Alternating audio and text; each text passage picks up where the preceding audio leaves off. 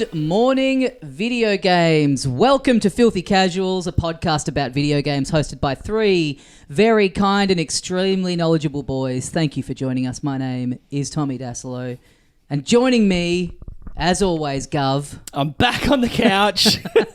I'm back in the country, and I'm Ben Vanel. It's great to be back, boys. We're all a little excited. It's the first time we've recorded for 3 weeks? 2 weeks, I guess, because we did it over the internet. My name's Adam Knox during the Starfield. That's right. We got into the Starfield for a while. I have honestly no memory of that happening. I was probably... I'd been there for like a week, but... Not only, Ben went troppo. Yeah. People probably tuned in last week. They were thinking, oh, wow, the Nintendo Direct and the Unity stuff and the Sony State of Play. I can't wait to hear the boys chat about that. And then we talk about Greg Larson bonking his head for 45 minutes. Yeah, we did like an ad for Gaviscon at the start of the episode, I remember. That's right. We sure did. A lot of people were happy to have that representation, I saw on the socials. Yes. Yeah, tummy aches are something we need to talk about more, in my opinion. That's right. But I feel like, so it's only really been 2 weeks that we haven't recorded, but God damn it, if it doesn't feel like there's been a month and a half worth of news. Man, so much shit has happened, most of which people are not happy about. Yes. Which is exact, and it's big news roundup. We're going to do it Ace Ventura style, talking out of our ass, and try to cover everything that happened. I don't know which order this took place. Let's go reverse chronological. Okay. Do you want it back in time, Memento? Well, because some of these ones... Is that how that goes? Is Memento backwards? Yeah. Oh, Temnin. We talked about Memento on a bonus for like an hour a couple of weeks ago. million You didn't years make ago. that joke. He's got bloody that thing from that movie. Disturbia. Well, because some of these, stuff's happened a couple of weeks ago, and there's been some sort of updates in the last couple of days. True. Sure. So should we start with Unity? Yeah. Okay, so chronological. Give me 20 cents. Okay. Unity is the big game engine that heaps of people, especially like indies, have used for a while now. Yes. A whole ton of mobile games use them. Nintendo used them. I was surprised to learn from this for like the Pokemon Diamond and Pearl remakes. Yes. And a couple other games. Right. Cult of the Lamb. Cult of the Lamb is Unity. Mm-hmm. A ton of indie stuff like... It's for whatever reason, it's the easiest, not the easiest, but the most attractive to smaller studios for whatever reason. Their draw has been, to my understanding, one of the draws is that it's relatively simple to port something from platform to platform using Unity. However, the thing that they brought in, if you didn't see this, is that they suddenly put out this thing saying, we're changing our pricing on January 1st.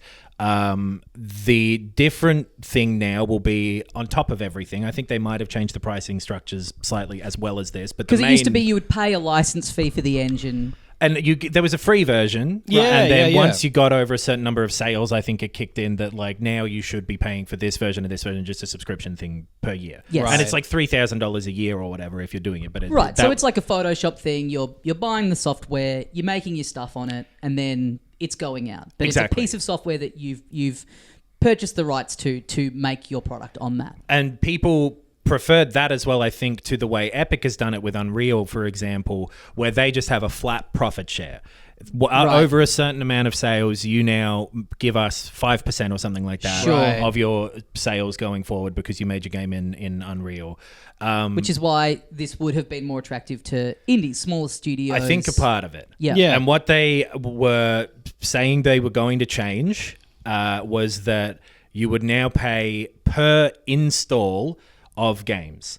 It would start at 20 cents once you hit 200,000 installs or something like that, and then slowly decrease as you had more and more installs down to like 1 cent if you were like an enterprise thing. Right. So I think how they were structuring it. Right. And people immediately and correctly said, this is the dumbest fucking thing I've ever heard in my life. Yeah. Immediate backlash.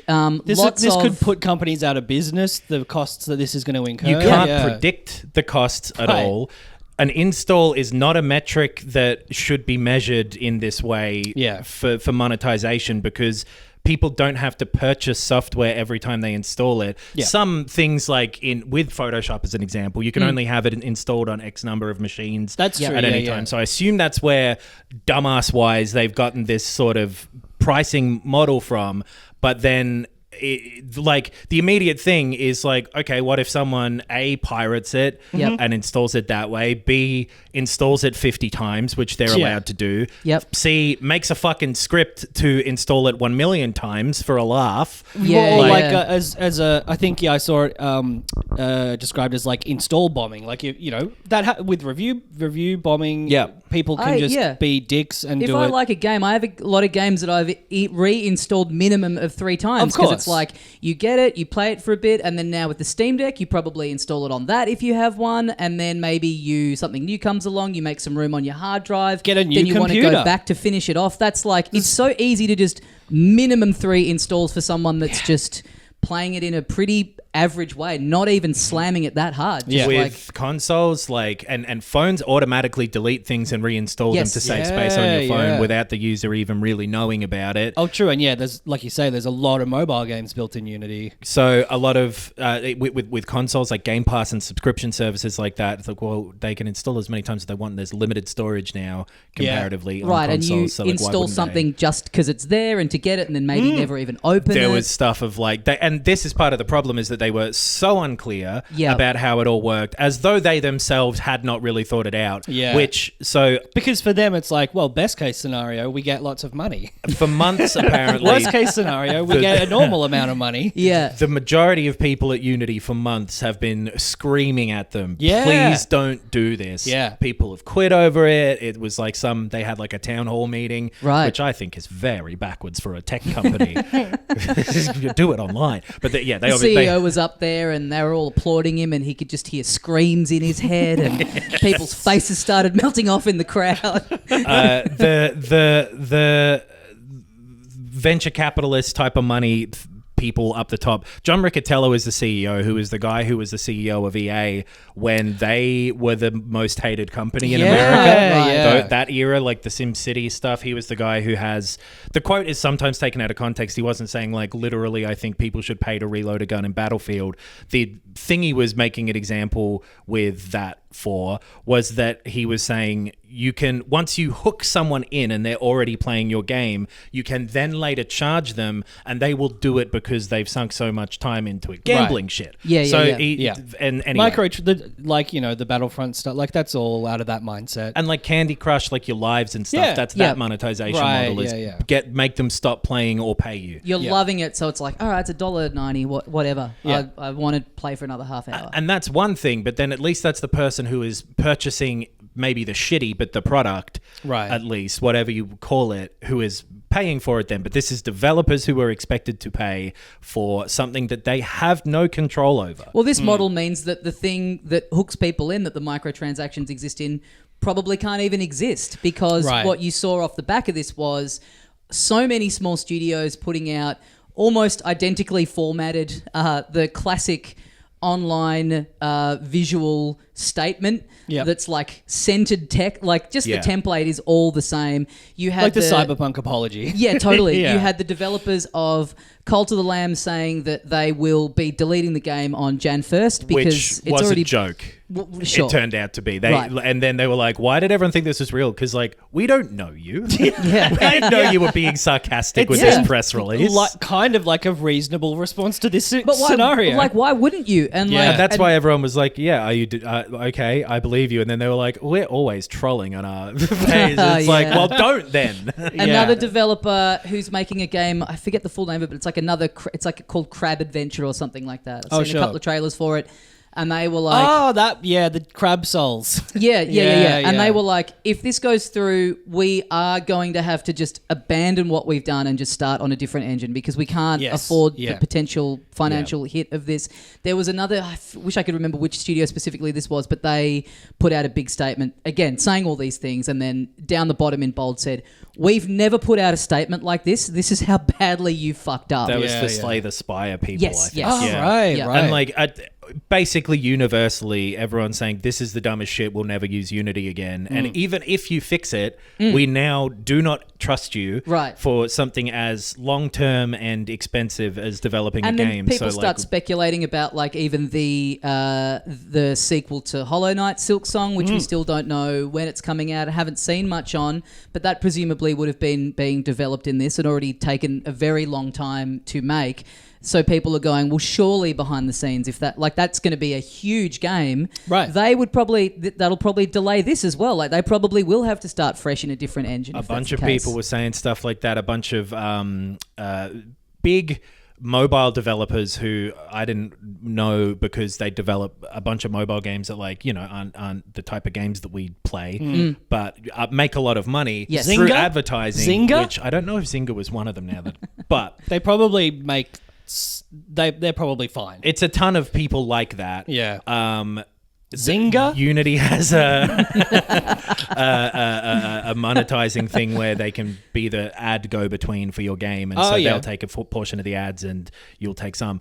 And a bunch of people switch that off. Yeah. All right, fuck you. You won't be making any money from our games. No passive income. As a protest thing. So Unity put out something more recently saying we will look at the policy and make changes. We've heard you, very boilerplate. It really does reek of this. You've heard them, have you? Yeah. Was it loud enough? Yeah. I mean, it does reek of, it's like shareholders making this call who like barely even know what this thing they're on the board of does. And like it's almost kind of worse to me when a company then is prepared to backtrack, because it's like, you didn't need to do this. You don't need to do this to save the company and make money. Oh, yeah, sure. You are prepared to walk it back. You're not that, you're not that diehard on this idea. We'll see how much they walk it you back could get to. away. You thought you could get away with it. You thought wanted to see what you could get away with. Quarter one of the next year, the numbers would go up, and you were like, well, let's do it then. Yeah. And they were saying stuff of like, well, we're not making as much money as we need to survive. And it's like, okay, like, don't do this though. That's not like, I'm not making enough money to survive, so I'm going to kill you and take your money. Yeah. Oh yeah, well, I'm just going to turn off all of my consumers, and they will give me no money. It's real crazy, and I can see the dumb thing that you think, well, Microsoft Office, you're only allowed to install it on X number of computers and you pay this subscription, and then people buy 2 so they can install it on more in an enterprise setting. Right. So why aren't we doing that? Because you're not the same thing, dumb cunt. Yeah. Because you're not the same thing. Yeah. Oh, I'm angry too. Yeah. And you can let me in that town hall. You can get... I've got my Rotten Tomatoes here. I'll tell them movie ratings. Just because you can buy, a packet of chips and an apple in a supermarket doesn't make chips and apples the same. You got to have a different approach. It's like apples and chips. It's like that old saying. It's like comparing apples and chips. Incomparable. Yeah. Unless they're those chips that are made out of dried apples. They're still different They're different, packaging. but there are different comparisons, pricing. I suppose. Yeah. Just to have full journalistic coverage. This really does feel like a real... what were their names? The Watergate guys. This is like, this is our Watergate. It's so dumb. I wonder if they're like, if it is just pure, if they thought, there'll be a backlash, but it'll blow over and who cares, or if they just were completely naive and thought it would be... But they had people within their company telling them that it was a terrible idea. Exactly. And a lot of people. Yeah. So you're right. Even if they walk it back, the damage is done. You were prepared to try and get away with this. How you don't have someone in there being like, the goodwill we lose the from PR, this is far, far outweighs what minimal profit we might make. Yeah. Yeah, it's real weird. They should have just increased the cost of the license a bit. If they Everything's do need going to up. Bring in a similar thing to Epic, which is, I suppose, closer to an industry standard thing of bring in the revenue share, which makes a lot more sense, because then at least it's a predictable cost for a developer too. That's one of the things about this is like, well, and then we need so much money for the... as we sell our games, you are going to want so much money for us, at release window, and we won't necessarily get all of that money in quick enough. That's at the end. It just is so crazy. Yeah. But they've said they'll look at it and whatever. But I can't imagine that there's anything they can do at this point, that would ever be able to solve the problem they've caused. I think they might walk it back, but the people who the teams that were already shuffling their developments onto, because then you've got to hire new people who know that engine, or learn to use the different engine the way that you need to use it. I would imagine that tons of studios have already started putting that legwork in to moving their projects over, and at this point they go, cool, all right, well let's let's vote with our feet here. Even though they're walking it back, we're already, let's go work with a company. Let's put our effort and time into working with a company that we have a bit more guarantee won't do Why would this. they never do it again? Yeah. Like, I don't like the only example I can think of, but it's not 10 dog bites and then the dog's in trouble. It's, If only there was a phrase about getting fooled once and twice. Fool me once, shame on you. Fool me two, can't get fooled again. Yes. 10 bites and Remember then the that dogs. one? Yes.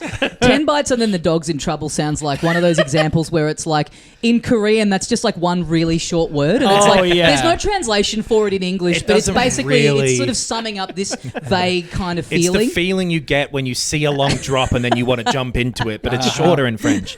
Is this a bad time to announce that we're going to start charging per stream? Yeah. Yes. So as you've listened this far, that is now $1 million. That's and right. I'm putting my pinky to my lips, which isn't true in the video because I truly don't want to do it. The more you stream it, the less it costs you per stream. Exactly. Yeah. If you listen 1,000 times, Yeah. we owe you money. No, but you owe us less. I'm giving you money Yeah. for every 1,000 listens. No, we were talking about this during the week that early days of the podcast, we were with a hosting company who got us in, and they were like, oh, well, let you use it for free for a bit. And then eventually they went, we're going to have to start charging you. And the way our thing works is that the more downloads you get, the more you'll be paying us for the bandwidth. And it was just like, so if our show's popular, we get punished? And it was like that doesn't seem right. It was going to be what, $13,000 a month or something? I don't podcast. remember the amount, but it was like definitely like... It's like, oh, well, we can't do it then. Yeah. It's like, oh, cool, the better we do, the less money we make. That Yeah. sounds good. Yeah. And at least the game, but then it also counted for if you have the type of game where it's free and then you can buy it in the game. Like, some games you'll download them and it's like the demo and then pay this if you want to unlock the full thing. Yeah. That download would count. Like, so you're paying for shit that you're not making any money from as well as a developer. Yeah. It just is so obviously crazy unless they must, you'd assume, have some spreadsheet that they'd made that did demonstrate to them that the impact would be less than the future profit. 100%. Yeah. But profit versus irritation. Yes. Yeah. But that Yeah. spreadsheet was wrong. Because Yeah. there Yeah. are other options and people are talking about Godot and all these things and I don't know enough about game development to be able to speak intelligently to that stuff. I was but gonna here I say- go anyway. It's the perfect time to be launching a service that is similar, right? Like, and hopefully there are ones out there. Being 'Cause the person you don't in then want to have Unreal be a monopoly either. Yeah. Like you, Yeah. being the sort of person in this office, in an office like this, who has to sit down and their job is to work out just how pissed off people will get, but like actually sort of somehow sit down and I don't know how you begin to work this out, but the like preemptive damage control of like, now it's my expert opinion that people will be pissed off to the tune of $8 billion. I could but you'll sort make of understand $15 billion. getting it a bit wrong as well if like, oh, well, we like the people who were involved in this who probably are just investors in the tech industry and software is very different to games because its application is totally different. But like the CEO being from EA, you understand how mad video game people get. Don't underestimate the wrath of the gamer. I guess EA is a tough example though because they have all of these properties that people just buy anyway. Like maybe he was like, but yeah, in the end, it always works out to have us in the black, you know? So, who knows? And I wonder if at the It's just moment wrong. there's a bit of like, hey, inflation's happening, everything's going up. People will just wear this as like hey, this is the way, stuff keeps changing and people's rent's going up, their phone bills are going up. The people will just cop this as this is just a business expense. This is just an overhead. That probably would have been true if it were just the price increasing as Exactly. well. Yeah. This is like, and also your wages will go down because your product won't make as much money as you're expecting. Well, The model you're a small studio that's getting by on the smell of an oily rag as it is, and then you potentially your game being more popular and downloaded than you could have imagined sinks you. Yeah. Because you're now outlaying way more money than you thought. And you can just have a not successful game that someone fucks you on. Yeah. Like it's so dumb. And then like part of the things were like then they were really unclear about it, and they did some replies to things of like you will self-report the installs. Like, okay, 0. Yeah. But obviously that wouldn't work. Yeah, but like, yeah. don't. How are you even measuring this? This shouldn't be something you can track even. Yeah. With this type of. It's just it's bizarre and crazy. I'd love it. It's good. They've got gumption. Yeah, you got to respect that. They Yeah. got that old-fashioned. Hey, do you buy my shoes? Can I come in and take some more money? Did you wear them twice? Yeah, you've got to give me double. Yeah. God. Insane. Pay a little coin to every time you go for a walk in your shoes. It's real stupid. But and this is them deliberately putting it out and making this decision and announcing it and everything themselves. And it shows how dumb that is compared to all this. So the other thing that is the big thing, a bunch of Microsoft stuff got leaked. Yes. I'm trying to transition between the two, but they're A not bunch really more. similar. A bunch more, and their mistake apparently. They like people were like, "Oh no, the court's leaked." No, Microsoft uploaded it and didn't Yeah. redact a bunch Oh, right. of shit. I thought this was more Yes. court stuff. I didn't realize It is this was, because of that, but it was Microsoft in the they system and uploaded someone- it to them the wrong way or something, and so Yeah, the headline I saw was like, it made it sound like they just did it on purpose, knowing it would be public, but that can't be right. I think that Yeah, I they wonder. would have redacted all this stuff, like how some of that Sony stuff was like just the black ink was see through. Yeah. It's but they've just not blurred out the fucking next Xbox and all this stuff. Although, if you've already changed those plans, if you've already moved on from what those ideas were, and you go, oh, You think no, they're playing 4D chess this is here? leaked, and it's like, well, it gets you in the news. You know, it's Right. It's more people talking about you at the moment. And if they know like, well, what we're going to actually come out with is better. This isn't Yeah. explicitly negative stuff too, No. like as compared to people's attitude towards the Activision stuff, where like Well, yeah. I mean, the one thing that is bad for the Activision stuff is the other acquisition that they speculate on. Yeah. So Like, there's that's like, oh, so you are going to try and buy everyone. There's multiple things in this. I suppose the least inflammatory ones are their sort of forward-looking plans for the future, which I think Slow it's down, smart to have egghead. forward-looking plans for that stuff. That's how I'd do it. More, yeah, the new the medium console, That's right? the, like, and like seeing the headline, it's like leaked documents show that Microsoft is thinking about a new console for 2028. And it's like, I'm not clicking this. Of course they are. Yeah. That's how I feel about everything that's in this, to be honest. Yeah. So like they've got this new Xbox that is sort of a update to the Series X. A pro kind of.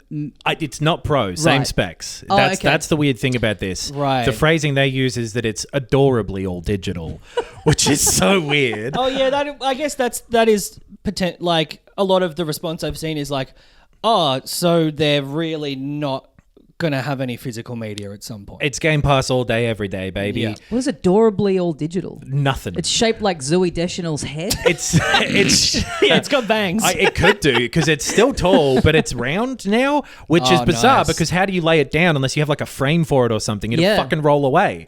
It has Yeah. to be vertical in this form factor. I can't lay down my manic pixie dream Xbox. It's friend zoned me. It came with a ukulele. That's cool. It's got a little mustache tattooed on its controller, so you can hold it up to your God. nose. What a time to be alive that was. So yeah, there's that it has like just code 500 names and days of stuff. Summer Games Fest. Oh, It has. But that's the big, their plans are, they're, pretty good. they're thinking, I don't mind 500 days of Summer Games Fest. yeah.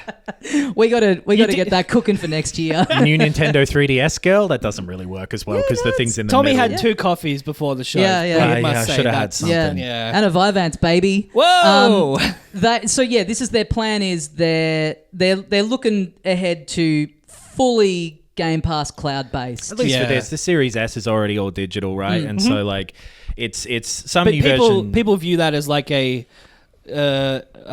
what's like you're settling for a digital console. Like, you know, everyone wanted the disc models. Right. Like There's people you can sell your games, you can, you know, like that, all of the pros for There's having a digital PS5 Yeah. already. Yeah. The way they say it in this too is like there's a replacement for the Series S that they don't show, but that is like listed in here too, and that they'll stop making the Series S after that one's out. Right. And they don't say anything about discontinuing the Series X, but it is the same price in these documents that are also like a year or two old at this point. And very like planning stages stuff. But see, that's what I mean about maybe they just have flicked the switch themselves. These plans would have been iterated on. There's no way what they end up putting out will be exactly the same as this document from 2 years ago. Well, they haven't released any games for that entire time, so they must have been doing something. I don't think they're super happy about it. They've like put out a couple things of like, this is hard to see people looking at this stuff and seeing it in the wrong light and all so this many stuff. people,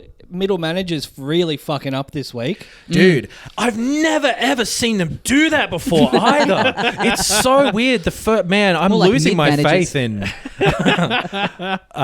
So that's one part. And it's got 2 terabytes instead of 1, and but it's all digital and it's the same price. Is like roughly the thing with that. Right. There's a new controller that they have in this that has like gyro controls and a bit more haptic feedback stuff. It's the DualSense X, basically. Kind of. I found it weird that they didn't already have gyro in there. I thought that was pretty standard at this point. I didn't realize that at all.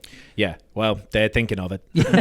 And they were thinking of it 2 years ago. Then there was another bit that was like a list of future games that appeared to be from like before 2020, because it starts with Doom Eternal and stuff. Yeah. And then lists a bunch of things that are in the document called like Project blah blah, and that's like Hi-Fi Rush is one of them, and some other things that have already come out. In that hasn't come out. And it's all like everything is then 2 years back from where it said in the document. Like this thing still had Starfield for 2021 and things like that. There's like a Fallout 3 remaster and an Oblivion remaster. There's a new Doom game called like Doom Year Zero. Okay. With Michael Cera and Jack Black. That was Year 1. That's the sequel to Doom Year Zero. Hell yeah. Man, I genuinely got excited for a minute there. I thought you were serious. Like, I'd love to play a Doom with Michael Cera and Jack Black. They would kind of fit the way they started going with Doom. It's a bit silly now. Yeah. Some other stuff like that. I don't remember all of the Dishonored 3, Ghostwire Tokyo sequel. Oh, yeah. A lot of Bethesda things. And so that was kind of interesting, but is very old. Yep. So who knows how things have chipped and changed since then. And then some emails as well were part of these that were like, the one that was most notable is an email from Phil Spencer replying to someone. I think the thing is that he was replying to someone's suggestion about them acquiring Nintendo. And his response is like, obviously acquiring Nintendo would be the biggest thing in the world. Here's why we probably can't right now, but Nintendo's future is almost certainly not on their hardware, or is all digital, or is some phrase like that. Yeah, he's like they should. He's saying like they should get out of hardware, but we just need to. And he's like the end of it is something like we just need to get. Hopefully they can see that one day. Smiley face. I know. It's like, yeah.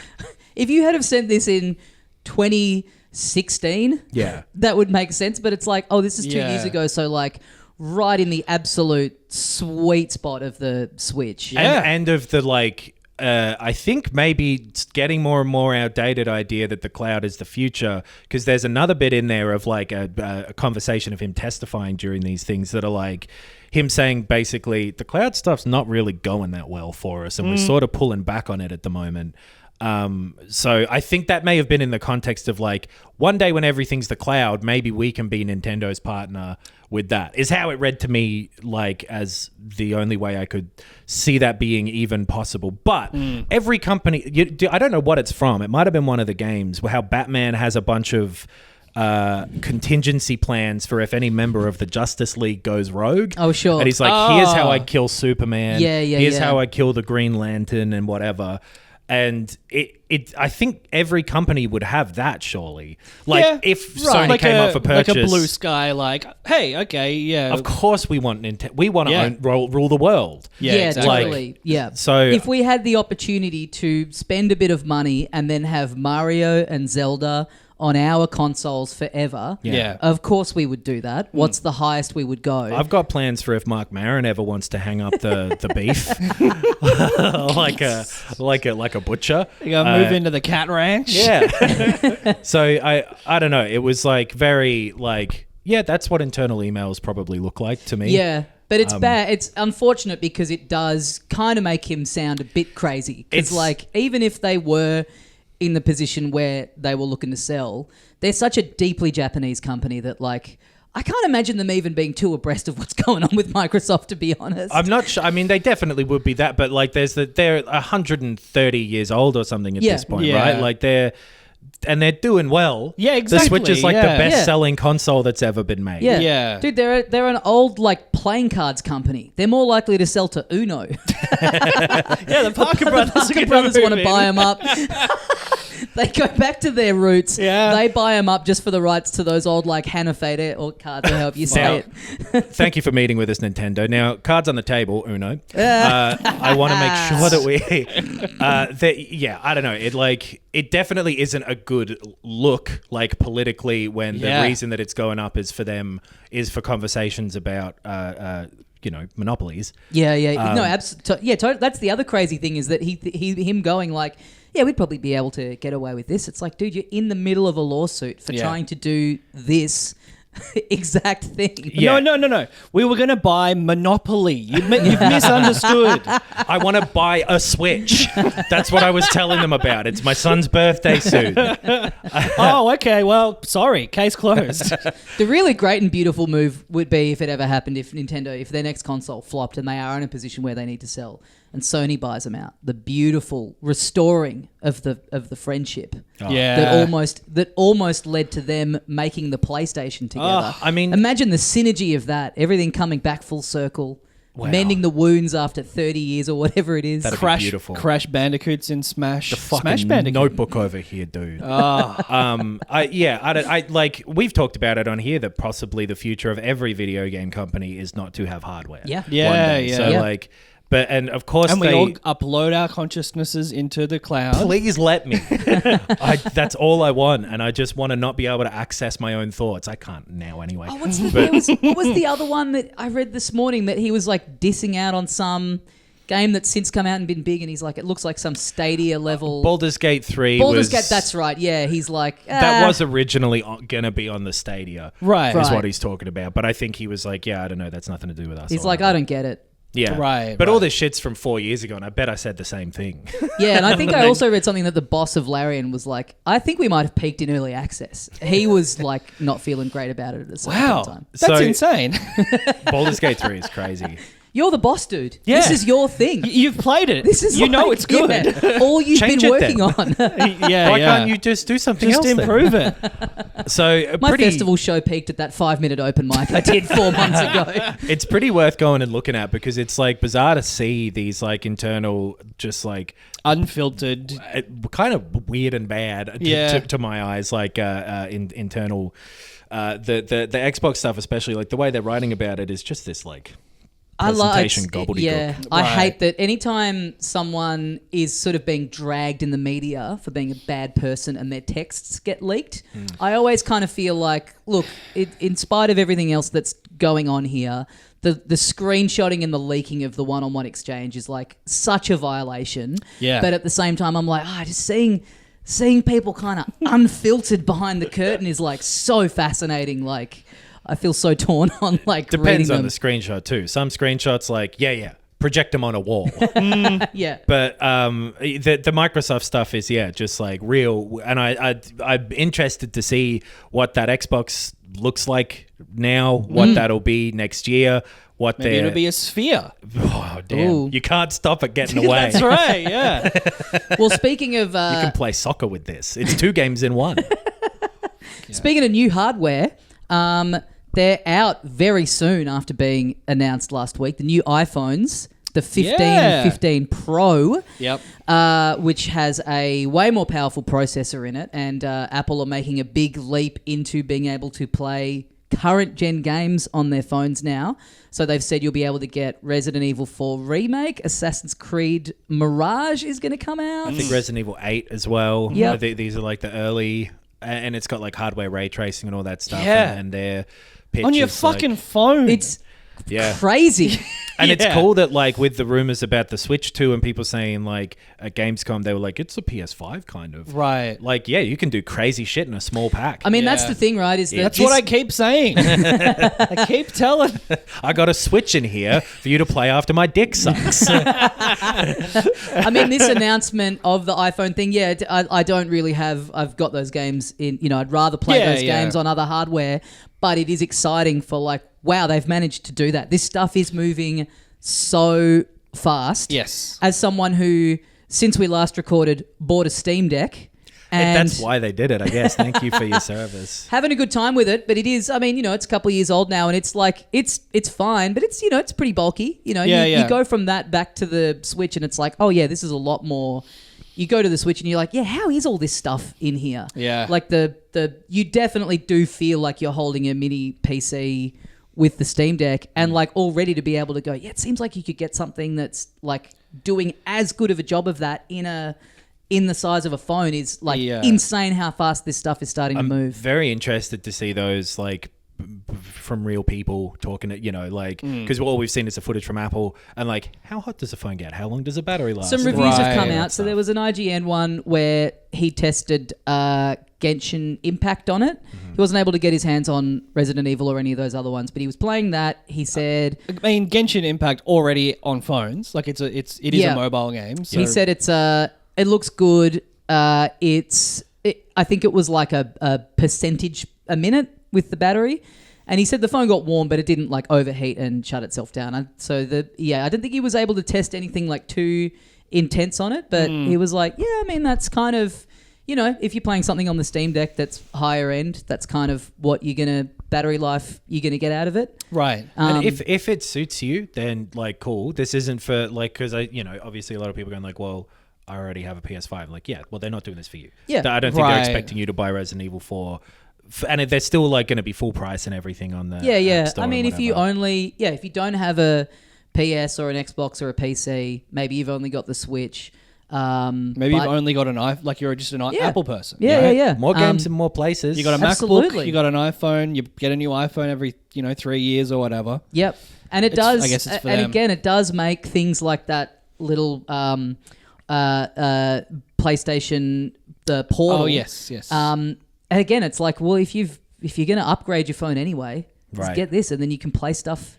You can play Resident Evil 4 remake on the plane. Yeah. You do need to get a. If I'm going to do this, if I get a new iPhone, I'm going to need to get a new backbone. Yeah, I know, because it's USB-C now. Which is kind of annoying. It's good that they've updated it. And wasn't there some new there's some new regulation that it's like everything has to be USB-C. It's because of the EU by this point. Yeah. Oh yes, that's why they've done it. They did it like, and now we're upgrading our stuff. Hooray! Yeah. Instead of being like the fucking Europeans. come over here, tell us how to do our shit. Yeah. I mean, it does seem like USB-C is the one now, at least for a bit. But it is. I feel like we'd only just gotten out of the realm of like, if you're at a party or at someone's house or whatever, and you need to charge your phone, you're like, have you got a phone charger? Oh, which one? The current, like the new one, or like the one from like a couple of models ago? We'd had the current ones for so long that you could just go, yeah, it's an iPhone charger. Yeah. And everyone knew what that was. And now it's like, oh, the charger or the USB-C thing? Apple was like a big part of developing USB-C, weirdly, too. Huh. So I don't know why they didn't have it. It's weird. This is such an edge case thing. It's weird that the regular iPhones only have USB 2 speeds still, but then the Pro ones have USB 3 speeds with the USB-C stuff. Oh. Which doesn't matter unless maybe what you want to do with them would be to output video easily. Or like, moving stuff on and off, like, which is not, you have to do all that annoying like syncing stuff with iPhones, but also like if you're playing massive games on them, storage and transferal and stuff becomes an issue, and just 2 is a bit slower. And they're so geared towards, like, the cameras are crazy, and then, moving a bunch of photos off, but it doesn't really matter. And the AirDrop stuff works well, and this is sort of a separate thing.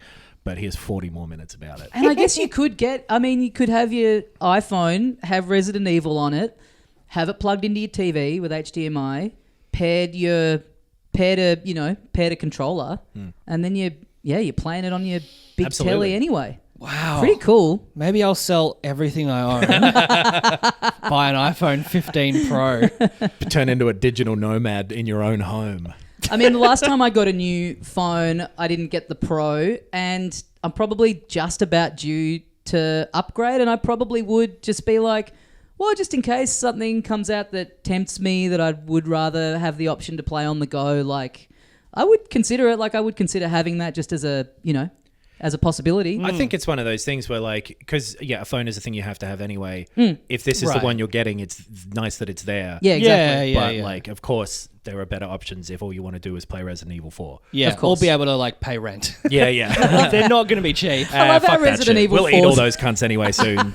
Those landlords. I love how Resident Get 'em. Evil 4 is like the example that's been wheeled out as like, imagine being able to play this whenever you want. Yeah. They're already doing to the remake what happened to the original Yeah. over time. Yeah. Like, you can get it. VR. You can get it on the Tetris nugget from McDonald's in China. Speaking of Resident Evil 4, there was a Sony State of Play and a Nintendo Direct Yeah. in the last couple weeks. Both Within like like 6 hours of each other. Yeah. Very surprise announcements and like 2 days later. Not super crazy, either of them, I didn't think. I thought the Sony State of Play, they didn't wheel out anything too unexpected, but the nothing was really new in it, right? what they had No, cut but- together of what they showed was just a fantastic. Yes, I agree, yeah. Such a great sort of like masterclass in how to cut together a trailer for things that are out. In in the case of Spider-Man 2, coming up pretty quickly. Yep. Really good exercise in just how to get people pumped in what you're showing in just 3 minutes. Totally. And Final Fantasy Rebirth was dated. Yep. It's like what, Feb? Went well. Going to see each other again. Feb 20. Feb 29. 29. Leap day, 29, baby. 2024. Yeah, that was a sick trailer. Yeah. Like that for the fantasy heads. It was like, all of the things that you were like not even sure they were going to be able to adapt into like a fully, You're driving new a buggy game. around. I know, it's so funny, like seeing, because I felt the same way where I'm like, wow, look at all this that's here, and then you think like, wait, this is called Final Fantasy VII Remake. And I'm like, I can't believe Vincent's in it. Yeah. Like, but it was a really good trailer. I watched it a couple of times because, like, it just looks amazing. It looks so visually. good. It's continuing the silly fun part of Final Yeah. Fantasy VII. that Cloud's riding a Segway around. He's writing a bunch of silly things. That's not in the original. There's didn't no think so. segues. They could never dream of such a thing back No, then. no. There's a weapon in it. There's I guess maybe I actually just saw my own reflection in the screen. Hell There's yeah. a fucking Saw champion in a it. weapon. Yeah. But yeah, it just looks great. All Looks the stuff. massive. I feel like I saw somewhere that they were talking in an interview after it, saying something about they reckon it's around 100 hours. Oh yeah. This one, which is bananas, and I'm Yeah. looking forward to it. And they did say that something that I don't think we've really known until they said this in the last week, that your save data won't carry over from Yeah. the previous game, even though it is kind of continuing the story. I feel like we talked about that when we played it, right? Of like, Maybe. well, How do they do this? All your Like- materia and shit, like Yeah. you've maxed everything out by the end of that game. You just have to start it fresh. And that's yeah. exactly what they said. They were like, we're balancing it to just be this game. Yeah, and they don't want to have to like think. Yeah, if you're coming off the back of 100 hours, how do you balance the early parts of it for some people that are starting fresh or some that are carrying the save data over? Also- and they do want there to be a degree of like, even though they're a trilogy, they are also thinking of them as semi-standalone Sure, you have like to, full yeah. experiences in their own right. And the fact that 7 Remake originally was a PS4 game, and that it's like it'd be too messy to. A lot of people might have Yeah. lost their save data. You Yeah. are You going to couldn't get even- little you bonuses. could barely transfer your save between the PS4 and PS5 versions. Yeah. Yeah, I never did it because you have to. You've got to log into like it. had to have it installed. you have to and- plug in you have to have the PS4 still active. Yeah, and, yeah. They did mention though that if you have that save data, you'll get like a little bonus, like a hell yeah. weapon or Nice. material. Give me a or something Moogle, like baby. that. Yeah.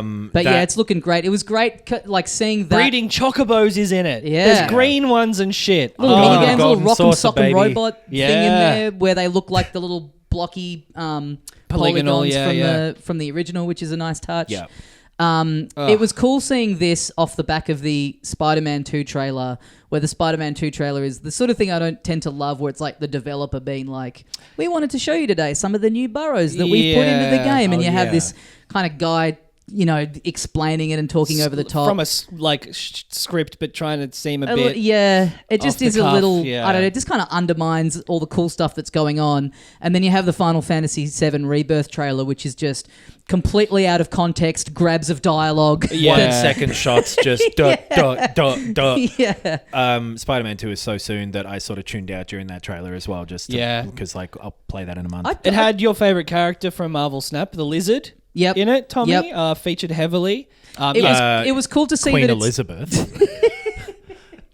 Did you you must have seen this. I feel like this might have been a viral tweet, but when I was going through the through Heathrow, there is you're on a travelator and it says you're now arriving in the Queen's terminal.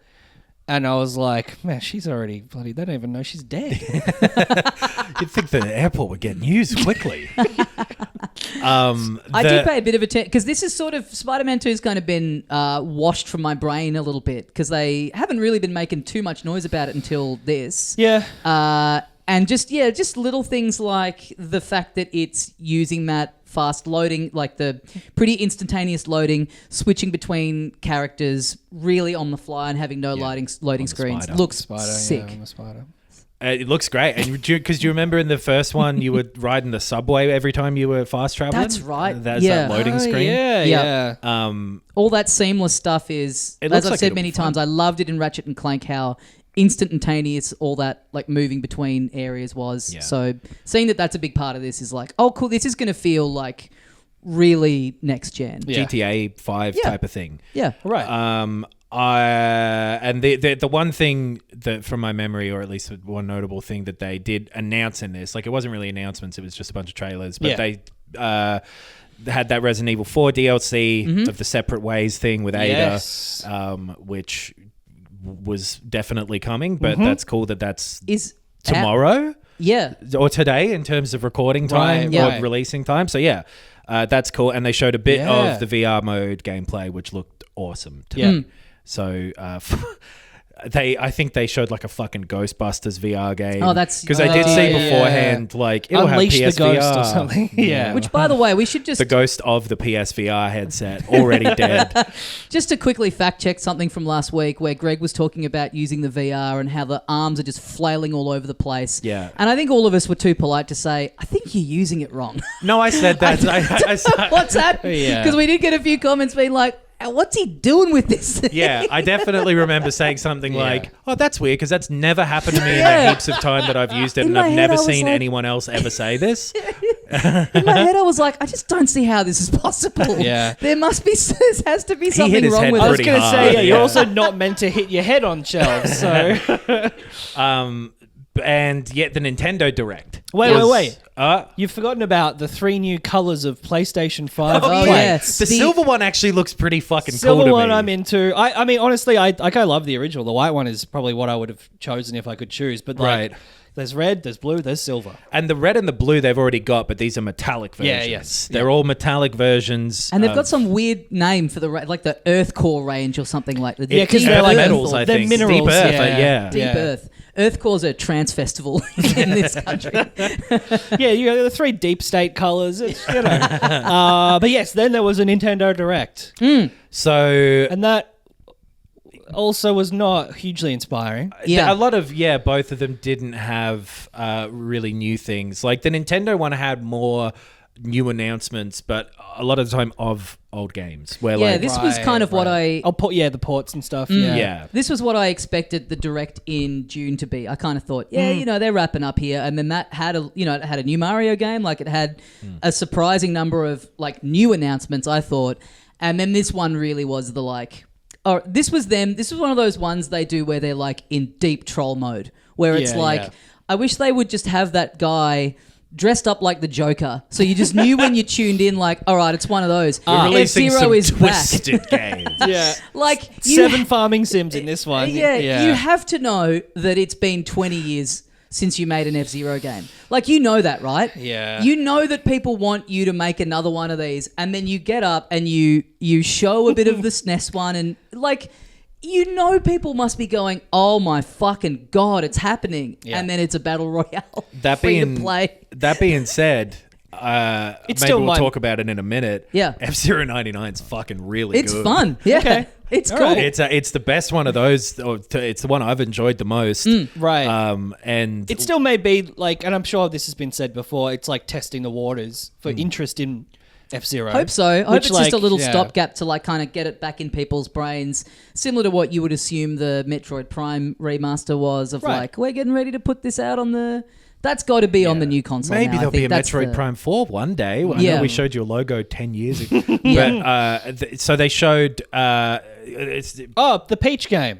the Peach Peach game game. they showed a Kirby bit Peach. more of. Yeah. Looks fun. Yeah. I like the look of that. Yeah. Peach is dressing up in costumes and doing different jobs. Yeah. Train the kids that they'll need to switch careers often. That's what you have to do now. It's the gig Upskilling. economy game. Yeah. Exactly. Peach is a detective. I'm out of detect. They fired me Yeah, from I'm a chef detectiving. now. I'm a Yeah. chef now. I'm wondering. Yeah, I would like. I'm interested to know because at the start of the trailer, it looks like it's a platformer where you're getting different abilities, and then the bit where she's the chef, it's like, oh, is this more like a mini game compilation? It's Yeah. kind of hard to know exactly half and half. what it Yeah. is. Yeah, but it looks neat. Yeah. I like the look of this, and this looks like Kirby, where like if you got a kid and a Switch, Yeah. brother, you got no problems. You it. got a quiet afternoon. Yeah. They showed some F-Zero 99. Which do you want to talk about that now, or wait until we're talking about games, or Why don't we just quickly talk about it now? okay? It's sick. It's another one of the Switch Online things. You've got to have that, and then it's free. You and 98 other racers on the old SNES tracks, basically, Right. and you're all racing at the same time. You start off on like a big line that's sort of separate to the track. You all drive forward and then launch onto the track. I don't think it's like all of the ones. I don't remember how many there were in the SNES game, but there's a few different tracks. Yeah, probably not tons, but yeah. And so every lap, the bottom 5 people get knocked out. Oh, right. I was going to ask, what the metric of, But you're just fucking racing. Yeah. You're and racing. there's heaps of you. Yeah, you've got like a little attack move that you can do where you're building up a little meter, and then once that's full, you can do like a special thing where you go on to like you're in heaven. You go onto a little you Yeah. go onto a little track that's sky above road. the main track where you're sort of safe and you're getting a bit more boosts. Whenever so, cars Right. bump into each other, a gold coin thing, a little orb comes out. So if you're towards the back, those are the things you're gathering to build up that meter. Oh, okay. So like you get a little advantage when you're at strategy the back. there. But you All still right. got to drive up on that road. You got to know what you're doing. Right. And yeah, you're bashing into each other, boosting, getting. There's like some grey and red, just NPC cars on there too, just as obstacles, especially for when you're up the front. They come more into play. Yep. Right. The red ones will explode if you collide with them, and the grey ones will bump you. It's fucking so much fun. it works surprisingly well. Yeah.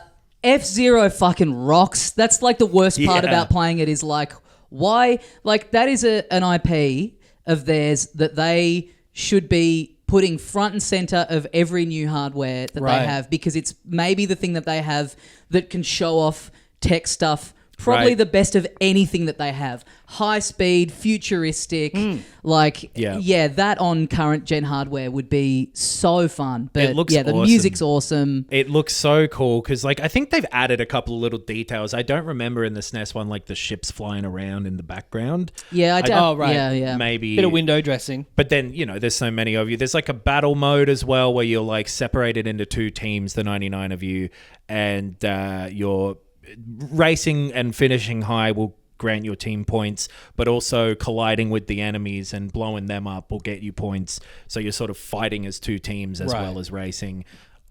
It's so exciting and adrenaline pumping. Yep. I'm just really having a good time, and it's a great one to go in for 2 minutes or however long. Yeah, the race takes, I was and then- playing a fair bit of Tetris 99 back in the day, and it's similar, just like easy to get into a match. Yeah. There's very like quick. tournaments going on all the time that like you have to earn tickets to competing by doing the normal 99 mode, and then you can go over to the tournament sort of ranked mode and race there.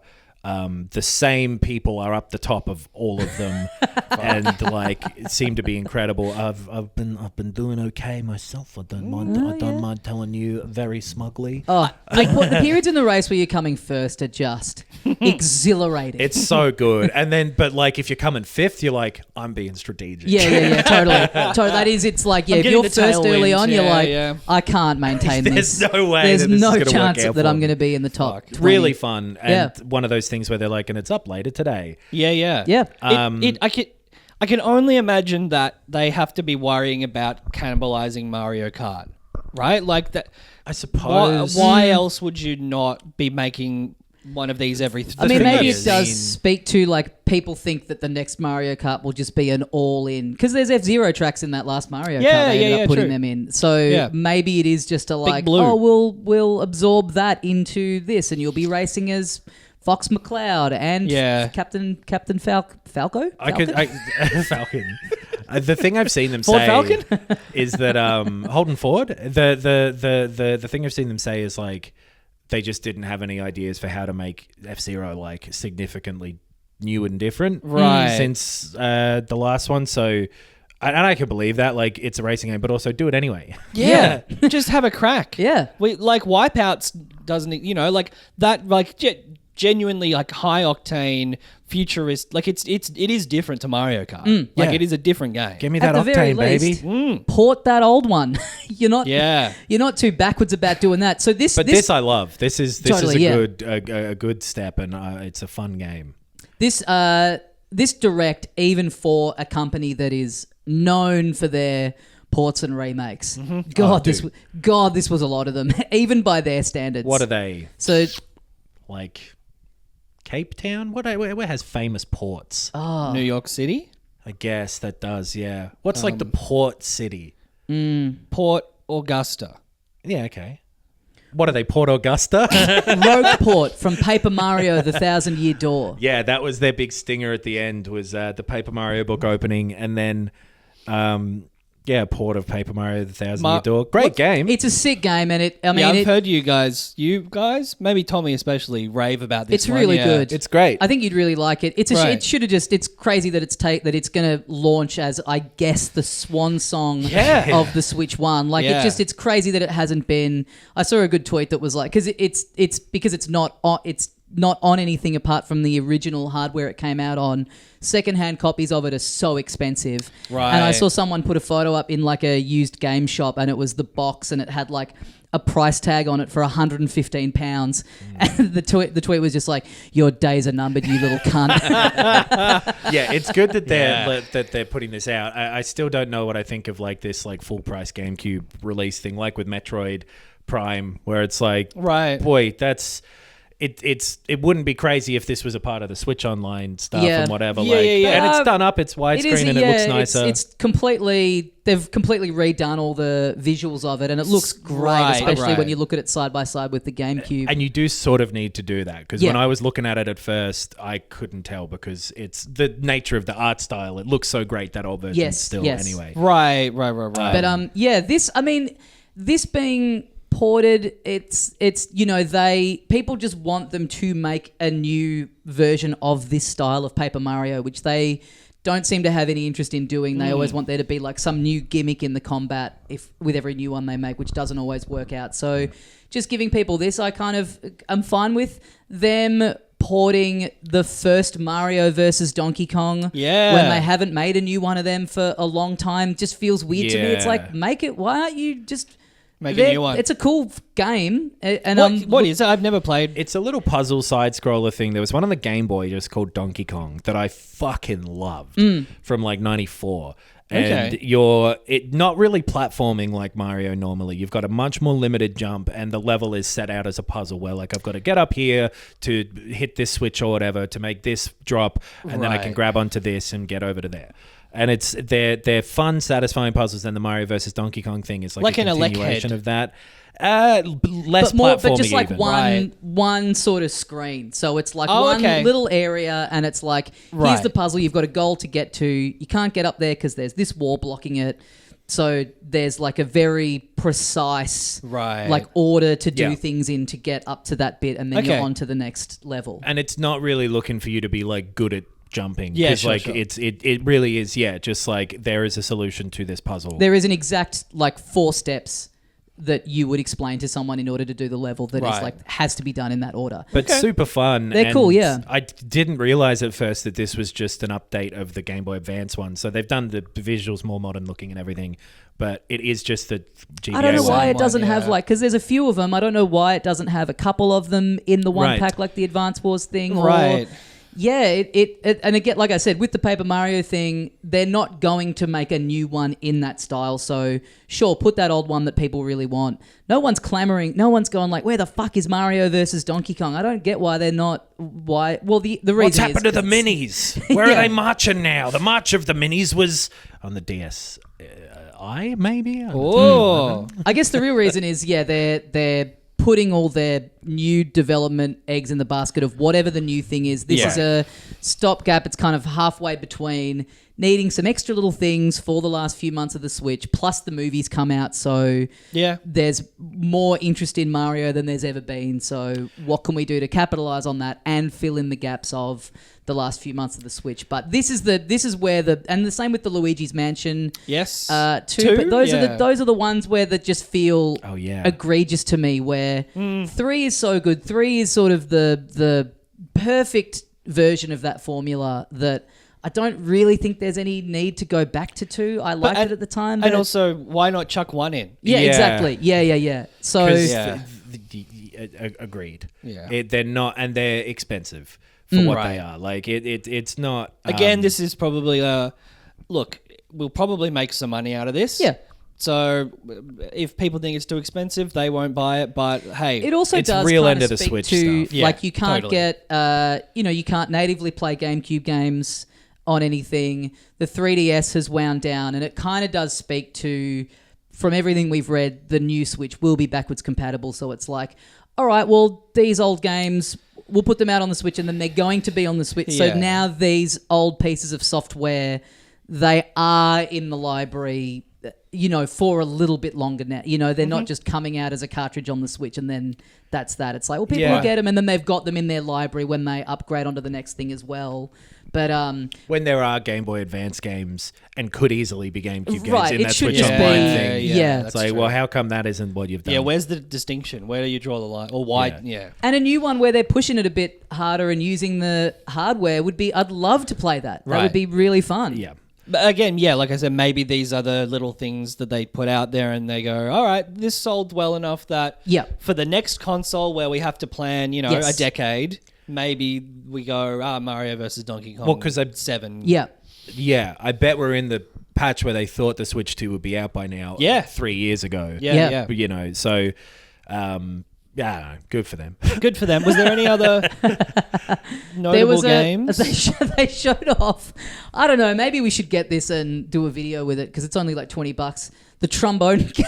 Oh, yeah. It just seems like something that if you had kids, they would want, and then you would be driven absolutely up the wall by It's it. been around for ages on the PC. Yeah. Oh, really? Yeah. Right. Yeah, where you just click and drag the mouse. It was a sure. real meme game for a bit, Yeah. like 6 months ago or something. Tommy doesn't even know memes. This was a real... a lot of this presentation was like, guys, you didn't have to do one of these now. Like, you've got a new 2D Mario coming out that people are jacked for. Yeah. Like, you didn't need to have one of these. And because they just did the Mario one. Yeah. Anyway. And there's lots of good games out, though. There sure are. Brother. Right now and coming up. Can I do the least new one first? Space War. I've been playing Starfield. I did after Space War. Yeah, exactly. Oh, yeah, you got it working on the cloud? I worked it on the cloud. Created my character. Basically, was only intending to do that because I didn't think it was going to run that great. It didn't. I will say. I was on hotel Wi-Fi that was kind of equivalent to my home internet here. It's about 50 megabytes per second, which is okay, but it's not enough for this to run without hitching every 5 to 10 seconds. No, and I'm sure then the Wi-Fi itself is also like a low quality router and all. Oh that yeah, stuff. true. Yeah. The channel would have been full of people and using it. whatever. Yeah, And it was a little blurry. Like it wasn't crisp. yeah. But I did go through that initial thing of like the little prologue when you're in the mine and created the character, and despite the quality issues, was like, oh yeah, this is sick. This is kind of better because I'd lowered my expectations a bit. There were a lot of mixed reviews, Right. and was like, okay, cool. But I'm gonna save it. And then till I once get you know home. you're probably going to enjoy it, you're like, oh, I don't want to play it like this. I want Exactly. And I was on holiday, and I was like, I'm going to go outside. Strange behavior, if you ask me, but all right.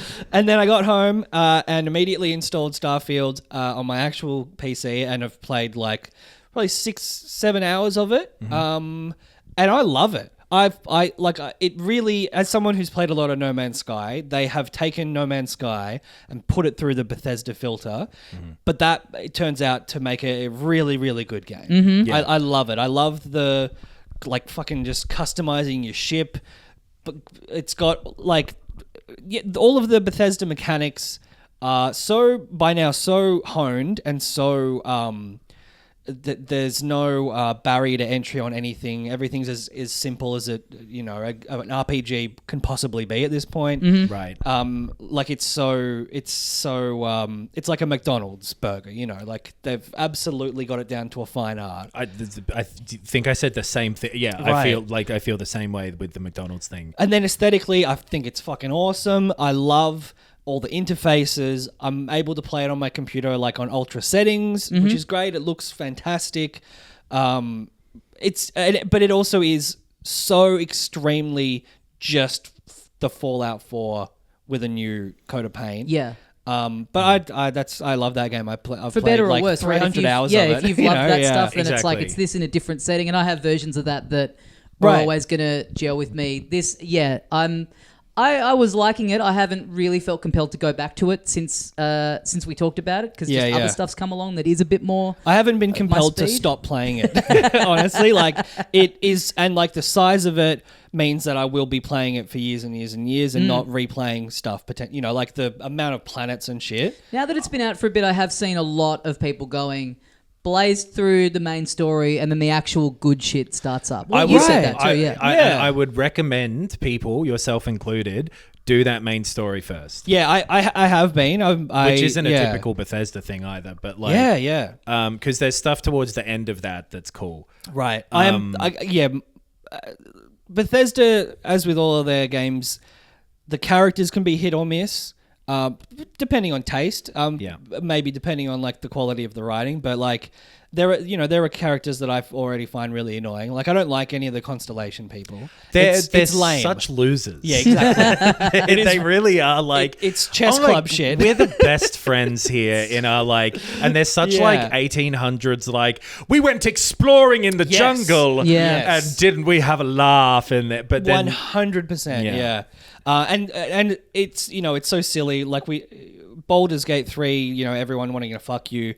Everyone you walk past in this game is join our faction. Yeah. It's so funny the way that and it's deliberately built this way to give you as much fun stuff to do at all times as they can. Of course, yeah. Where you're walking around and these loose-lipped motherfuckers. Yeah. All of these security guards being I heard a rumor that this, and then you get a little doop on your map. Yeah. Well, not map, but and also and it's it is a trope, but just walking past someone in a bar and they're like, boy, I love me a can of soda, whatever brand soda. It's you're just saying that to no one out. What the fuck's wrong with you? But it totally is McDonald's. It's Bethesda just make really good vanilla. Yeah, totally. And so it isn't a particularly complex palette or whatever, but it is massive, and I'm interested to see. Cause I thought you'd fucking love it. Yeah. And I'm interested to see the more you get in, what you think of. Because the biggest thing I found myself missing with it, I went back to Baldur's Gate 3 over it and ended up finishing that off, and fuck, that's a good game. Yeah. I miss exploring in the way you used to when the world was one thing. Yeah, I'm not minding that. I'm very early on. I'm not minding that so much just because it is much more fluid and fast, and it is the speed of my computer, I guess. all of the menu traveling shit, it's pretty much instantaneous. Like I'm not really getting bothered by okay, you got to go back to your ship, then you got to get in your ship, then you got to launch the ship, then you got to fly the ship, and then that's all. I think it's really, really fluid and smooth. It is, and on the Xbox it was as well. I think it's just like the sense of, pardon the pun, space. I'm here, and before I was over there. Which I don't think you get as much when you're on a planet because you're disconnected. You're like, going somewhere immediately is cool. But I used to, even in Skyrim and shit, not use the fast travel all the time because I'd want to walk around in the thing, and I'm missing that. But if you always fast traveled in these anyway, you won't notice. I do think that I'm, if anything, enjoying how much easier the fast travel system is to use. You know, I am just all right, bang, let's go here. And I am kind of trying to knock out the main quests relatively quickly. Yeah. So I am enjoying that I can just be all right, mission here, press, press to show me, press to do the mission, press to go. I'm enjoying that is also. It is almost at a point now where that's the point of difference because there's been quite a lot of open world games where they've been a quest in a lot of them is go to all these landmarks and fill out the map, actually walk around and then you can fast travel to them. Yep. These games that make you see a lot of the map early on before they let you fast travel, that now it's hey, this one just lets you zip around, knock off the missions as quickly as you want. And it's well, we've got all this interesting stuff in the game. It's just all next to a spaceport somewhere. Right. Which fair enough. There's still heaps of cool shit in there. Yeah. And then, I remember seeing that thing of whoever it was who manually flew from Earth to Pluto or whatever, and it took 13 hours real time. Right. And it's well, yeah, I guess if you really want to treat this as a space sim, you can fly. You'd be crazy too. Yeah. But yeah, I do like that it's. And maybe, like you say, I'll get the campaign out of the way, and I'm doing it in this very, to me, convenient way, and then I will start to go all right, maybe I'll just pick a planet and go land on it and walk around. Because there will be some stuff on it, there'll be an outpost, and there'll be a mine, and there'll be something. Yeah, I'm interested to see what the continued thoughts. Yeah. Because I don't think that you'll hate it at any point at all, but I think there's just some stuff that it does way better than their previous games, and there's a few things that they've kind of gone backwards on, but for the sake of, we're doing this other thing. Yeah. If that makes sense. And I do, I kind of expected to think it would be to me, a subpar experience to No Man's Sky, which is so, despite it not being presented as the NASA punk sim, realistic, it is the one where you get in a ship and the ship launches and you fly through the stratosphere and stuff. Yeah. I honestly like how they've taken a lot of that stuff and streamlined it. It makes sense. Because it does share so many similarities, but then in another way, they're almost opposite games. Yeah. Where this one is all content, fuck space. Yeah. And No Man's Sky is there's nothing to do here, but you can go anywhere and do it. Yeah, they're both. They're Which both isn't fair what to the say other one nothing. is lacking. Exaggerating. They've done. Yeah. I saw. And yes, I guess I think if you play No Man's Sky now, it probably is closer to incorporating a lot of the best things from Starfield and having that freedom to explore. Right. But is it Smile Games who do No Man's Sky? Hello Games. They said that their sales of No Man's Sky are the best they've been in years. Wow. Because of Starfield coming out. Yeah, right. Well, I noticed, I think I sent this to you guys on the Steam shop the day after Starfield came out. Just No Man's Sky, just full price, just $85 or something. Yeah. Just get it. Yep, get it while you would think, should we lower it? It's no, people are probably want to go in. This is our chance on a game that's been out for 7 years or whatever. 8 years, I think. To get a bit of full price. Yeah. Does Starfield work on your Steam Deck? I have not tried it. Yeah. Because I got it on Game Pass, and I've looked into how to get Game Pass on there, and I was like, this feels like a pain in the ass. What do you reckon of that bastard? I am really enjoying it. Fuck, it's fun to call inanimate objects bastards. I do like that. Yeah, it's cool. I got one because I kept getting ads for those little portable like emulator that Miu are Mini mainly and set up yes. for emulating it. I was kind of thinking, getting one of them would be pretty cool. Just have like everything loaded up on it would be pretty neat. You're speaking my language. Yeah, and I was doing a bit of research into. Well, funnily enough, I was like, yeah, there's like a whole bunch of stuff that you just can't access now and probably never will be able to access. Like I used to love all the like licensed to Disney stuff, all the Mickey and Donald stuff is probably never gonna be, ported or re-released because of licensing stuff. And then there's a lot of stuff that's trapped on the GameCube, like F-Zero, Kirby's Air Ride, Paper Mario, The 1,000-Year Door. I've done it again. I've willed this port into existence. I can't wait until you buy a house so that then I can afford to buy a house. But yeah, I just did get into the idea of like, and a bunch of Wii stuff and I just kind of was. I've been getting into Wii stuff lately. Yeah, I'm doing it a couple times a day. You got to pay more, but I was kind of just doing some research on like, which one of these is the best, and like all the articles are just like, this one's really good, but if you just want the thing that is the best for it, pay that little extra and get an actual mini PC in the Steam Deck. And I was like, yeah, you know what? If I can have all that set up on there, plus something like Baldur's Gate, play it in bed on the go. Yeah. Yep. Worth doing. And it's funny that like not only do ads work on you, you upsell yourself. I know, I really did. I really did. But yeah, just that handful of stuff that is PC only and being able to be a bit more versatile with it. You're I was living my like, dream. Let me be clear. I am not. I wish I were in the Steam Deck chair. Yeah, it is cool. I'm having a good time with it. It's you do remember pretty quickly that it is a portable PC. Like with all tech, getting it out, opening it up, all of that stuff is always like, that's such a big part of the incentive of buying something new, the turning on the thing and getting the little welcome screen. Does it have a noise that it does? Does it have like a boot noise? Yeah, it does have a little boot noise. Try your best. I want to... Well... Okay, that honestly sounds... I haven't heard what the Steam Deck does, but that sounds like it was probably pretty close. Yeah. And I didn't mind that one. Yeah. It sounded a bit like when you turn on like was it a PS Vita or something that goes... Whoa. Well, it's hard to say too because it's got... The cool thing about it is you can download and put your own startup screen. So you can customize that, How little big thing are the for when you turn it on. titties that you've put on yours? I've got a little... what have I got? I've got like a little kind of... It's like a 2D animated... It's like a little marble kind of bouncing through a cityscape at night. Oh, it's cute. cool. That sounds all right. But yeah, the thing when you kind of turn it on...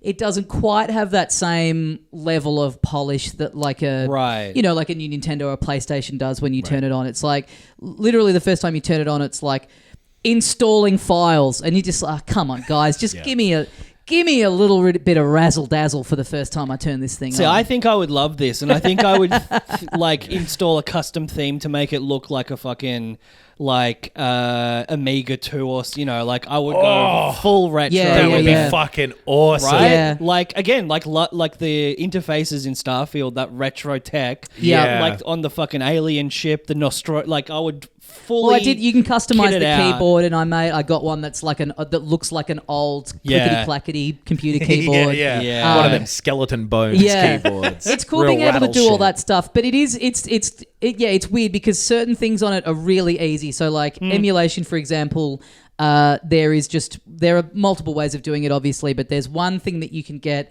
that's a one-click install. It's called Emu Deck. It's just like it's not a program, but it's like a one umbrella thing that then installs all the programs that you need. You put your ROMs onto a USB, you plug that into the Steam Deck. It automatically puts them all on there. Fuck you, man. It then puts them all just into when you go back into the main bit, the games are just in your library. Do you realise how much money you're costing me by continuing? Well, they'll probably announce the new one in like a week now that I've done this. Yeah. But it automatically downloads all the artwork. The games are in your library. And I got really lucky where one of the first things I wanted to get on it was Mario Galaxy 2. Mm-hmm. I should say I do own Mario Galaxy 2. I have the disc at my parents' place. Mm-hmm. I have no way of playing because I sold my Wii. They might have thrown it away. My parents threw out my Wii U, which we talked about a while ago. So I got that, and then there's a thing that you can go to where it will have like community layouts that people have made for controller settings. Yeah. Oh, sure. So I loaded up the game, went into that. Someone has just made a thing that makes it control like the Mario Galaxy on the Switch. So it's using the Steam Deck gyro for the point, because a lot of that game was like you pointing the Wii remote at the like running them over the star bits to yeah. up. Yeah. So you're tilting the Steam Deck to do all that stuff. You're tapping the trigger to spin, which used to be shaking the nunchuck. It feels so native. It doesn't feel like I'm playing a downloaded workaround at all. It was so easy to get up and running, but then 80% of the other stuff I've been trying to do has been so much trial and error where you go, oh yeah, I'm using a portable PC, because for some reason those community layouts will show up for some games, but then not for others, even though you do Googling and you find out that it's like, yeah, I've made this version of it. And other people going, this works perfectly. Thanks so much for this. And you're like, why can't I get this to show up for me? Right. So I've had like a couple of very easy, nice, perfect experiences, and then a couple of just real head scratches, which is like, well, yeah, it's a PC, and it does really remind you of that, of just like how nice it is with like a Switch or anything else to just be like, this is all native. This is all just, it just tells you how it's going to be, and then that's how it's going to be. There's no fucking around. And yeah, playing a bit of Baldur's Gate 3 on it, which again is like, you can sort of do what you want with the settings.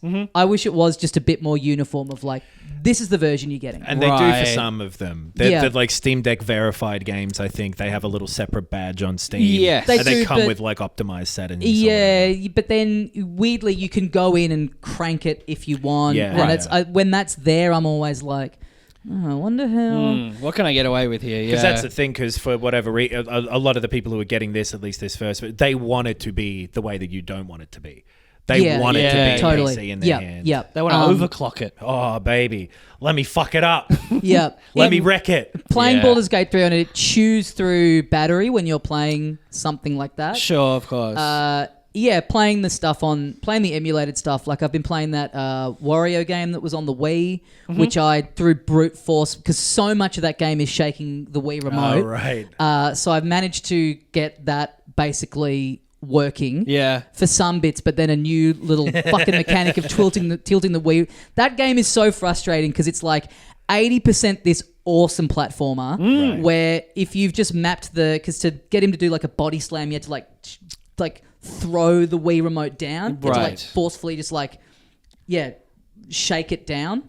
That was the like hand animated one, right? Yeah. That was I love that game. I mapped that to a trigger, which it's like when you're just doing button controls for it, it's like, great. Oh, this is fucking awesome. It looks great. It's a really fun platformer, but you can totally see why it didn't. Because again, I had it, I bought it, right, and I think I got it late in the time of having a Wii, and then I moved house and didn't take it with me or something, or I think I just was like, I don't want to keep shaking this fucking thing and tilting it to do all this. It's like, playing stuff like that, you get a lot more battery out of it. But yeah, it's cool. Like it's not particularly heavy. It does feel a little kind of plasticky and a bit like, clickier and toyish than I expected it to.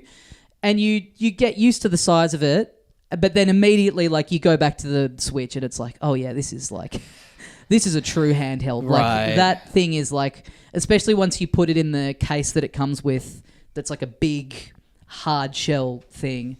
It's like, fuck, this would struggle to even fit in my backpack. Like this is a big bit of kit. But yeah, for just the ease of like your Steam library's just all on there. You turn it on, you log in, and it's like, do you want to download all this stuff? It's cool. I'm having a good time with it. I don't know how I'd go with it on a flight. With the size of it and the battery life, but for if you want to do emulation stuff, it's really really good for that. That's definitely the thing with it, because like with the Switch 2 coming up so soon, I'm looking forward to that because the idea that it might be a lot more capable of modern games, and that it'll have that Nintendo well-made sort of form factor and everything, right. And the backwards compatibility, hopefully. Right, so you've already got like a Switch library there. That stuff is cool, but it of course won't do emulation in the way that the Steam Deck does. So that's the place where that's so cool. Yes, and the EMU Deck thing, it kind of automatically like upscales things. So you boot up a GameCube game and it looks beautiful. It looks so crisp on the screen. You know, you go and think like, this will look a bit muddy and washed out, and it looks. Yeah, it looks, and again, like a lot of these things, you're playing them on there and you're forgetting that you're not playing something natively, even playing something that was made for the Wii U. It's got like a little, it's got those like back trigger paddle things on it. Oh, yeah. And so the gamepad is just mapped to that. So you can either hold down one of them or just click one of them and it'll switch from the TV view to the gamepad view. Right. So all the gamepad was ever really used for was inventory management. So I've been playing the Wind Waker on there, which again I own, and it just and again you would think like, this is going to feel like you're playing something that's crowbarred onto it a bit, and it's like, no, you're just pushing a button to bring up your inventory screen, just like what you've always done in video games. Sounds to me like the future of Nintendo is not on their own hardware. Mm-hmm. Whoa. Well, okay, speaking of Nintendo hardware, do you want to talk about one more game, or do you want to... Well, let's talk about this one at least, because I've played a bunch of Mortal Kombat 1. Yeah, let's talk about this, because maybe we won't talk about it again. We probably won't. Yeah. This is the most current release of the week, so yes, we should get to it. Current release of the week. Just because the Switch version is apparently fucked as well. So I've been playing the PS5 version. Is this the first time that this has happened where there's been a Switch version of something that's only like... There's been versions of Switch games that were also out on the PS4, and they had to be significantly downgraded. Yeah. But Mortal Kombat 1 isn't out on... It's only out on current gen. It's only out on Series and PS5. Is that right? so? I don't know. Which is a massive gap. It's crazy that they even attempted it. This thing looks bad on the Switch. So maybe don't go for that version. But... It looks like David Tench is a playable character though, from some of the screenshots I've seen. Man, you've got to have been alive for like 11 minutes in 2006 in Australia to remember old Tenchi. I've been feeling... Everyone look it up, by the way, on YouTube. David Tench Tonight. Yeah. It is one of the worst things this country has ever produced, and we've done a lot of awful things. I was on Tony Martin's podcast the other day, and I dropped a David Tench reference, and he looked at me like, he laughed, but he looked at me like, fucking hell, that's one from the vault. When he just made 4 references in a row to Serlo on the NRL footy show, painted blue like a big Smurf. I was like, brother, where do you get off? So Mortal Kombat 1 on the PS5 at least is very fun in the way that that's the same way that I've enjoyed the last handful of Mortal Kombat games from the 2011 one up. It's the same thing but more. Who's the developer again? NetherRealm? Yeah, I think. Yeah. They Nether Regions have done it yet again.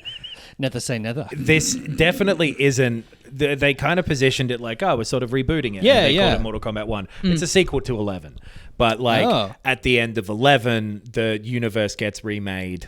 And this is following on from that. Okay. So all of the characters are doing different things and they're in different positions. And like Raiden, who used to be a god, is now just a guy. But Liu Kang, who used to be a guy, is now a god. Oh, the old Freaky Friday. It's set up where you've got a bunch of different fighting game modes. But like the thing that I've always liked about these is the sort of campaign mode. Spelled with a K. That... is a cinematic story, very dumb, very popcorny, told through a bunch of fighting scenarios that have cutscenes between them for a long time. And it's so corny, and it's so goofy, and it's really fun if you let yourself enjoy it. Because it is maybe more even than 11, like... poorly done at times, poorly written at times. Because I thought that 11 didn't...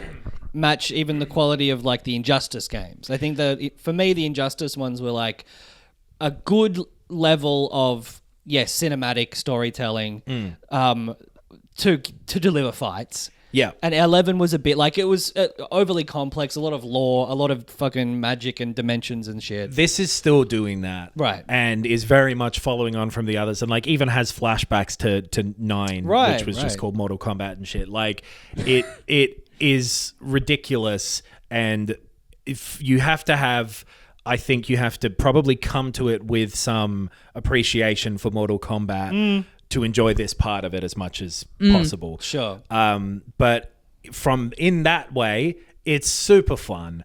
It's just so silly. They come up with another story of like, the world's going to end unless we fight. Mm-hmm. It's like we talked about with Street Fighter 6 that the fighting's great and it looks great and the style's cool and the characters are so good. But then when you do that arcade mode, the bits of story that you're getting for each character are just like little illustrated bits, and it's like, give me some presentation. I want to play through a little movie with these cool characters and like have their progression. Yeah, this is the movie that's probably about 7-8 hours long, maybe. So like Shang Tsung, who was like one of the big villains from the old world. Yes. Because the world's been remade by Liu Kang. Liu Kang was like, fuck you, you're going to be just like this shitty snake oil salesman. The game opens with him like being beaten up by a town for being like, you've got to ask yourself not if you can afford it, but if you can afford not to have it. Oh, yeah. He's fully doing that. But it's a good line. Here comes some stranger being like, you were meant for bigger things, Shang Tsung, and stuff happens. Right. Cinematic, really good looking. The visuals of this. He wasn't even looking at you. You're incredibly He's too shy. He's too shy. Just like super fun. I do think a step back maybe from 11. Right. But like also just doing this like really unself-conscious like hammy thing that is super enjoyable if you're in the mood for that. But if you're going to analyze it, it's not good. Yeah. Does that make sense? Yeah. Sure. But if you have fun with it, then it's so fun. But and I guess on top of that, like most of the hours that people will put into it are just going to be like fighting. Absolutely, and there's so much to do. I will say about the campaign thing too, Johnny Cage is fucking annoying and like in a way that I know they're trying to make him annoying and unfunny, but it works. It works too well. Right. It's so annoying having this guy be like, it's a Solnado, because he's like obsessed with movies and he keeps saying movie things. Okay. And so I would hate to know anyone like that. the same thought I was having during the whole game. But like just he's also a bit more, he's just like smarmy and they're annoying ones and they're obvious ones. So I don't like that. Megan Fox is in this one. She plays. I gotta get it then. She plays. She's so hot. She's fucking so hot, dude. The worst jobs I've ever seen anyone do of anything. Wow. Fantastic. It's unbelievably poor. Okay. Wow. Great. Like she's like this vampire kind of character called Natara, I think. Nitara. And it's literally her being like well, I don't know why I said literally, because it annoyed me the way I said it, but also this isn't Johnny literal. Cage style. It's similar to it. Here's an example of what it might sound like. Okay. Just because I'm a vampire and drink blood doesn't mean I'm evil. And then you have to fight her. I thought that was really good, actually. Yeah, that really got Well, I'm putting got too me. much pepper on it then because it fucking sucks. Is Machine Gun Kelly in the game? No, I think that's just why they broke up because of this performance. Machine Gun Kelly was saying like, even I could have done a better job, and I'm one of the dumbest people in the world. So anyway, That's a weird stunt casting. I know. Apparently, she's a big Mortal Kombat fan, but it's a shame that she's not a bad done actor. It. Yeah, Yeah. Too big of a fan. It seems like honestly performance. one of those things where she's like, "Yeah, I'll do that." They're like, "Cool, we've got a recorder here. Do you have 20 minutes?" Yeah, she's sure. like, "Okay." Right. Reading it for the first time. Anyway, the gameplay itself, the fighting, is so much fun. The big change for this one is you've got cameos. They're called, again with a K, where you can call someone up and pay them $15 and they'll give you a little birthday message. Sorry for joking, everyone. What it actually is. I kind of took that at face value because it seems like the sort of thing that a developer would put in as a real world reference. Yeah. And there kind of is a similar-ish thing in Yakuza Like a Dragon. Yeah. Where you've got your little app where you're like, hey, come and help me out. Yeah. Right. Well, and you pay them like Yeah, you you know, pay- 10,000 yen or whatever. Yes, for their special moves. Well, yeah. you're picking 2 characters for every fight. One of them, there's a roster of I think 19 or something main fighting game characters. You know what those are? You control them and they fight, and they've got moves, and you input the control move them? and they do it. It's Whoa. very problematic. Yeah. I'm extremely controlling in Mortal Kombat 1. And then you've got a second character who are these subcategory of characters who Sub-Zero. are all different. Sub-Zero is one of them. And I should think so. I should think so. Shut up. And There's a real witching hour on every episode of this podcast where the interjections and asides start to signal. All right, we gotta wrap this one up. We've got to go to bed. So they are like there'll be a button that you can push, and they'll come in and do a punch. Or Right, whatever. okay, sure. Or It's they'll- not a million miles off the thing in the Yakuza. It's a Yeah. helper character. Yeah, thing. yeah. And it's a really cool way to increase the roster and have more characters, because this one has a lot of the like traditional Mortal Kombat characters. Some of them are in there, but some of them aren't. Yep. right. But then they'll show up as one of these cameo characters. Does Yeah, it that's not pretty just make you want to have him as a playable character? It hasn't for me for Okay. whatever reason. I like having this other group. There's another big single player mode called Invasion, which is sort of like a board game almost laid out in front of you, going from place to place to place, and there's a different fight with different Okay. criteria in each Oh, one. kind of So- like Smash Bros. Ultimate? a bit like that, Yeah. yeah. Where like you're getting different revamped versions of the characters because they can all be sort of dressed up in different clothes and whatever. Yep. And you'll be fighting it, and like in this one, there's fireballs coming at you, and you've got to fight. Or this one Right. can't be hurt by this type of element or whatever. And so you're sort of building up a character and going to all of these different levels and fighting through that. It is very Smash Brothers as well in the way that it's not as in depth or fleshed out or anything as the sort of main campaign. It's Yep. very much more like, we've kind of made this thing to plug in here, but it's a little clunky, a bit like Street Fighter as well. Yeah, Yeah, sure. yeah. Sure. It's fun, but it's not the main thing. Yep. Sure. But if you're desperate for something to do that's like not just online. Yeah. And there's like stuff to it. Like there's a bit going on where like you're building up these characters and they're getting experience as you go on, and then you can add in stats and whatever, and you can get them different like relics and these things that you can have that you can activate in a battle with the right stick to like throw a fireball as an extra Yeah, thing. right. There's stuff going on, and it reminds me of like the older Soul Calibur games, and there's been stuff like this in fighting games before that this one has a version of. Then there's an arcade mode where it's a very normal fighting game, fight 8 characters, then you get a little ending cartoon. Oh yeah, cool. And then you've got, get this, a multiplayer mode, which is the big focus of any fighting game. And this one's great. The matches I've played have been super fluid. They have not had any connection stuff that I've been able to notice. I really like the cast of characters in it. I think there's a good variety of fighters here, all who have different enough styles that it's a good roster. Who are you maining? I'm playing a lot of Ashtara at the moment. Again, I think that's her name. I'm so fucking bad Which with one's names. Ashtara? So she was from like, she's like a one of the PS2 era ones. Oh, so I okay. don't think she's as like front and center. Yeah, right. God, I think it's Ashtara. It's definitely Ash something. And anyway, she's Ash like Wednesday? this. It's Ketchum? Ash Oh. Williams. She's this. She's hot. She's got like a really good like sword thing. Hell yeah. Super fun. Exactly a fighting game.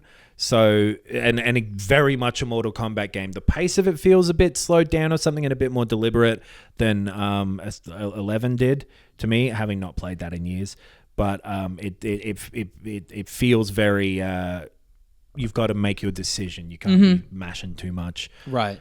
And I've really been enjoying it. I've been doing okay online as well. I'm very proud to admit, with my smug eyes again, and I'm having a good time. I don't think it's Nice. anything like revolutionary or crazy. Sure, It but is they've made like what, 4 really good ones in a row now. 4 good Mortal Kombats and 2 Injustices. Yeah. In a they're on a roll. Yeah. Yeah. it's a little less gory than 11 was too, which I'm in favor of. Because they've gone woke. 11 really... They've gone woke. It gave their programmers PTSD, didn't it? That's right. It was really... Right. It They were really looking got at to a fucking point. corpse photos and shit. Not that it's not in there. Like, you're shattering spines and shit. But Okay, good. it's just not quite as much as it was. And I think they've found a good sort of place for that to be... Where to it's be fun and, not too... Yeah. Cool. But they've continued doing what they've been doing with Mortal Kombat for a while. It's not as big of a shake-up as maybe they sort of just... the name Mortal Kombat 1 and shit might have made it seem like... it's more just an excuse for... It's more pointing towards what the story is doing, it sounds like, rather than revamping the whole game. And the story is cool and has some stuff towards the end that's like really like... You know, and you can tell that a game is like, they had a fun time with the ideas here. Yep. So better than Street Fighter? Hard to say because they're almost both doing such different things. Yeah. Where Mortal Kombat 1, even though it has that invasion mode and that has like seasonal stuff and that'll be like ongoing infinite kind of content level. And it does have also, I should mention, like a store where you can pay real money for clothes and stuff like that, but nothing crazy different to any other game at the moment almost. But like it's the same difference that has been between Street Fighter and Mortal Kombat since like the 90s almost, where like they've just got a different way of fighting that's hard to sort of quantify for me. Yeah. But Mortal Kombat is a bit more like thick, whereas Street Fighter is more smooth. Yeah. Oh. Does that make sense? If we're talking peanut butter, Street Fighter is smooth peanut butter. No, because that would make Street Fighter awful. They're decent. They're both good, and there's room for both. Are you going to play Tekken 8? Oh yeah, baby. Yeah. I'm the fighting guy now, and Yeah. like, fuck, I love it. It's just so much fun to fight people online. Yeah. It's a good time. I agree. You I get got in banned there. from Reddit so many I'm times. so glad that X is here and loosening the rules. I just am having a good time that I don't think anyone will have a good time with this in a way that they have or haven't with other Mortal Kombat games. Sure. But that ain't a problem because the Mortal Kombat games are great. So if you're enjoying them, then please continue to do so. Yeah. Cool. You've probably already bought this one. Yeah. It's a good time. It had that early access thing where like you pre-order it and you get it X days early. Yep. And you did it. Everything's doing that now, and I ain't helping. I'll admit. It's a weird thing that every game seems to do now. Yeah. Because if it's a game that I already wanted, I'm probably going to want it even sooner. It's Exactly. pushed me a couple bucks more a couple times. And I'm probably mentioned it on the Starfield episode that we did. Yeah. That I got fucked by it. Yeah. The cloud I'll do wasn't- it for stuff that Yeah. I really want, and I feel fortunate that I'm in a position where I can do it. Right. Yeah. But if I was, younger and less disposable income, and that extra, 20 or whatever it is really Or counts. 50. Yeah. And it's something that I'm super excited for. It's like that's kind of a drag. It's not really fair. That's the thing, because Yeah. like it almost feels like it's harmless because it's like, well, it's the full game either way. Like you're not Yeah. getting content, but also it is a bummer to sit around for a few days and be like, And yeah. why can't I come to the party? There could That's be, it. You're not rich Yeah, It's exactly. it's That's all it is. or Yeah. stupid. Yeah. It's FOMO, and it's like it's leveraging that FOMO Right. potentially to get more money out of people. And Yeah. they like, it's not just that. You're also getting the art book and the soundtrack. It's like, I'm never, that Yeah. most of us aren't engaging with that stuff. Because this one Yeah. and the Starfield one have like, and you'll get all the DLC that you were probably interested in anyway. That is, Which is, that's kind of the better The way season of pass. Right. rationalizing it is like, well, I would Yeah. be getting all of that anyway. a season pass that includes early access is much better than just Sure. shelling out for 5 days. Yeah. And hey, you got to make those Unity costs back somewhere. Yeah, that's true. Just to I'm going bring to it all install full it circle. 50 times every time I do it then, just to level the playing field. But Mortal Kombat 1, real good if you like fighting games. Good neck code, feels good, looks fucking awesome. Great. Games look great On Switch? now. On Switch. On Yeah, avoid it on specifically, Switch. no, yeah, don't get it on the Don't get it on Switch the by Switch. all accounts. Yeah. Yep. Well, I've played a couple of other things, but I think I might hold off on them So until have I, yeah. next week when I've put a bit more time into them. Yeah, fair This enough. has been a long one already. Brother, there's a ton of shit coming out too. We got Liza P. I really want to play. Yeah. But seeing good stuff about that. We'll do P-Man next week. Mm-hmm. We'll the Big Noke. I think we actually mentioned or maybe when we did the Starfield ep, we were going to talk about Sea of Stars. We talked about Sea of Stars. I've been playing a little bit of that. Yeah, me too. I really enjoy it, but yeah, we'll talk about it. I'd like to put a bit more time week. into it as well. There's more weeks in the year, baby. Absolutely. Not heaps. I think we're at week 38 or something like Oh, that. Yeah, Don't fucking hell. tell me that. Isn't that Jesus crazy? Christ. Well, thank you for listening, everyone. We will see you next week. filthycasuals.com.au for the links to all of the stuff that we have going on. We've got the Patreon. Get on there and you get a episode every week of our companion show. Yes. That we do. We just did 3 bangers, I reckon. We did the Filthy Casuals Guide to Fantasy, Science Fiction, and Murder Mysteries. Yeah. And we wrote down 100 things on our whiteboard for each Yeah. one. The 3 flavors of dork. That's right. Representing each of us. Yeah. They were really fun. And but yeah, usually we're talking about stuff that we've just seen, Back we've to just current read. releases and stuff, yeah. Yeah. For the upcoming episode, I'm going to talk about that show, Telemarketers. That's everyone's. I want to watch that, so I want to hear about it. I'm going to I tell want you to about it, call and I'll me tell up and tell me all about it. the audience about it on the Patreon. Well, yeah, thanks for listening. If you're coming to PAX in Melbourne, we are on the Saturday night at 9 p.m. Little Yes. nightcap. Yeah. Is that the 8th of October? 7th. 7th of October. It goes from the 6th to the 8th. We're right in the middle there. Nice. In the Galar Theatre. Correct. Yep. So come and see us if you're going to be at PAX. Yeah. They put the bloody glass in there. Exactly. That's where we belong. Thank you for listening. We'll see you next time. And as we say here at the end of every episode of Filthy Casuals. Finisher? Oh, I couldn't possibly.